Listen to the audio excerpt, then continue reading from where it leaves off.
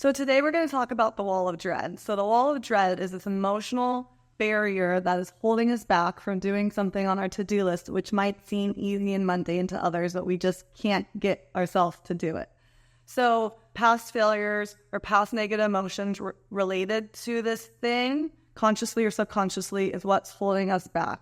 So how can we scale? How do we get over this wall of dread so that we can do the things on our to-do list and move on with our life?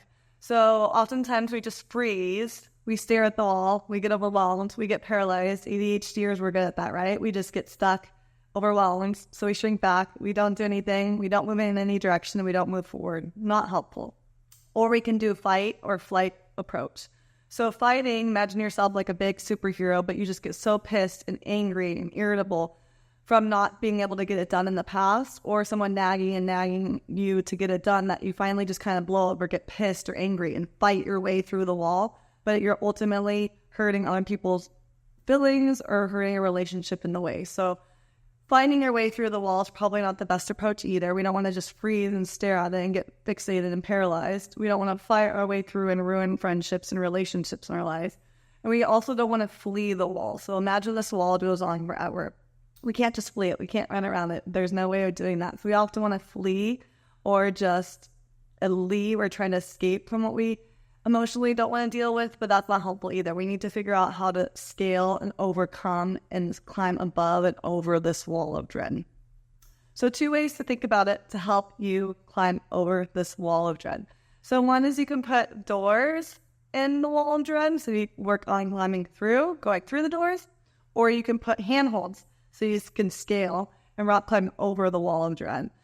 So putting a door or a window in this wall, it's a wall of emotions, right? So these are emotional barriers. So we need to figure out how to put a window or a door to break through these emotional barriers to get done what we need to get done. So music is a great way of doing that. I see a lot of success with myself and others doing that. Put on 1 or 2 songs that gets you excited, that gets you motivated, that gets you up and happy and moving so that you're in a better headspace to then pursue and work through that hard thing, push through that emotional barrier to get through what you need to do.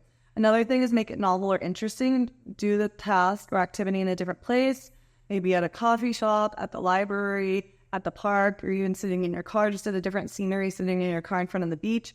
Just changing the location or making it novel or new. That might be all we need to put that window or door in that wall to get through it. Also using a timer. Sometimes using a timer can just be that missing tool that we need to put that window or door in to get through something. So those are 3 options to put a window or door in the wall. Option number 2 is putting in handholds, so scaling, overcoming, rock climbing the wall. I like that imagery because I like to rock climb, or at least I did before I had the little girl.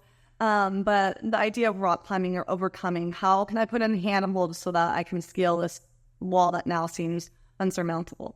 So putting handholds in the wall could look like time awareness or time wisdom. It's the opposite of time blindness, which a lot of ADHDers struggle with. So with time wisdom, we have a better idea. We get an idea of how long this is going to take. So sometimes we say, oh my gosh, I don't want to start the taxes because it's going to take me all weekend. But in reality, when I sit down to think about it or plan it out or what I need to do, I think it'll take me 4 hours to get everything together for the tax papers.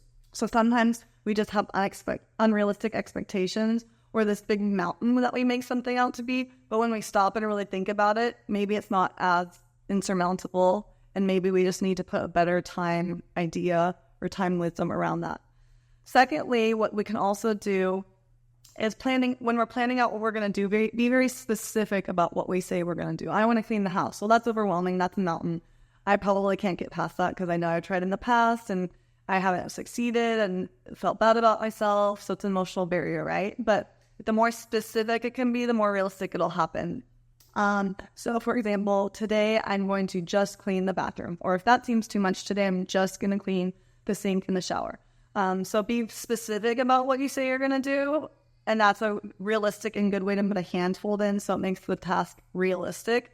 And also create what needs to be done with the task. So sometimes cleaning the house, A, it never ends, and B, seems too big of an mountain to scale, right? So what does done look like? So as done with this task today that I set out to do, looks like cleaning the sink and the shower, or what does done look like? The more specific we are with what we're going to do, how much time around we realistically think it's going to take, And what done actually means can be those handholds that get us from stuck, paralyzed, just staring at the wall, to actually overcoming the wall and actually calling the doctor's appointment and figuring out why they changed the time or the bill that we have been pushing off for months.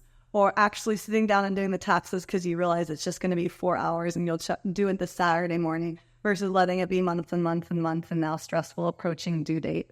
So music's a great example too. Something that's small and catchy and motivating. Just even 5-10 minutes exercise is sometimes a good option too for another handhold you could put in. So just get the endorphins going, get your body moving, get yourself sweating a little bit, and get the heart rate pumping, and then you're going to be ready to scale that task or that to-do list item that has been in dread for so long. Hope this is helpful. This has been really helpful for me and my clients with the imagery and imagining this wall that we need to scale and how are we going to put in doors, windows, and handholds to actually get over this so that we no longer have to just kick stare at our to-do list and feel worse and worse about ourselves for not making progress in this area.